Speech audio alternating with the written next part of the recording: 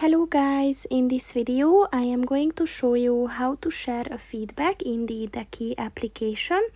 But first I just want to mention, don't forget to subscribe to my channel, because at 10,000 subscribers I am going to show you my whole YouTube revenue statistics and growth strategy, as well as how to make money online. Let's jump into it. First of all, open the application on your phone. And then click on the U button at the bottom of the page on the right. And then click on the settings button at the top of the page on the right. And then click on the share feedback button.